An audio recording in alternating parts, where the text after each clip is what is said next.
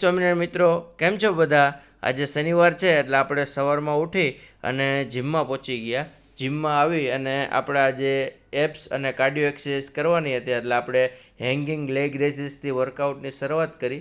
ત્યારબાદ laying leg રેઝિસ કરી lower apps માટે, અને ત્યારબાદ ઓબ્લિક્સની એક્સરસાઇઝ કરી જે કમરનો ભાગ દૂર કરે છે, કમરની ચરબી દૂર કરે છે. ત્યારબાદ ડ્રોપ ક્રન્ચીસ અપર અને લોઅર એપ્સ માટે એક્સરસાઇઝ કરી, અને ત્યારબાદ 20 મિનિટ કાર્ડિયો કર્યું. અને ત્યારબાદ તો આપણે વર્કઆઉટ પૂરું કરી ચાલતા ચાલતા સ્ટેશને પહોંચ્યા અને કોઠારિયા તરફ નીકળી ગયા. રસ્તામાં પ્રોટીન શેકની પણ મજા માણી અને ઓફિસે પહોંચી અને આપણે તરત જ કહેવાય ને ફ્રેશ થવા માટે જતા રહ્યા. અને બાળકો જૂની રમત રમી રહ્યા છે જે આજના લોકો ભૂલી ગયા છે. અને આપણે તૈયાર થઈ ઠાકોરજીના દર્શન ત્યારબાદ આપણે ઠાકોરજીની આરતી લઈ અને ઓફિસની અંદર દર્શન કર્યા. ત્યારબાદ હાઈ પ્રોટીન ઓટ્સ કન્ઝ્યુમ કર્યા, ડેઇલી રિક્વાયરમેન્ટ માટે પાણી ભરી લીધું અને કામની શાનદાર શરૂઆત કરી દીધી.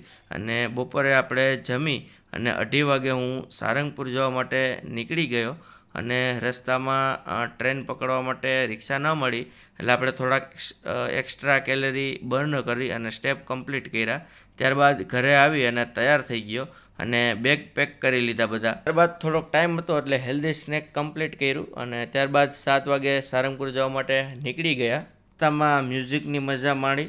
ત્યારબાદ વચ્ચે એક હોટલ પર બ્રેક લીધો. બધા મિત્રો હોટલમાં જમવા બેઠા, પણ મેં મારી ડાયટ સાથે કોઈ કોમ્પ્રોમાઇઝ કર્યો નહીં. મારું મીલ મારી સાથે જ હતું અને એ જ ખાધું, કારણ કે એક મીલ તમને ફિટ નથી બનાવતું અને એક મીલ તમને અનફિટ પણ નથી બનાવતો. સાચો ફરક તો કન્સિસ્ટન્સી જ હોય છે.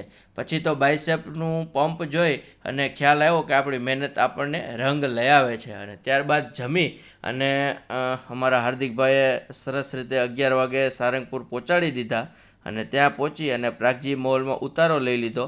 આગામી બ્લોગની અંદર સારંગપુર દર્શન, મહંત સ્વામીના પૂજા દર્શન વગેરે વસ્તુ તમને વ્લોગમાં જોવા મળશે. તો મળીશું પાછા નેક્સ્ટ પાર્ટમાં. ત્યાં સુધી સર્વને જય સ્વામિનારાયણ. વિડીયો ગમ્યો હોય તો લાઇક, શેર અને સબસ્ક્રાઈબ કરવાનું ભૂલતા નહીં. જય સ્વામિનારાયણ.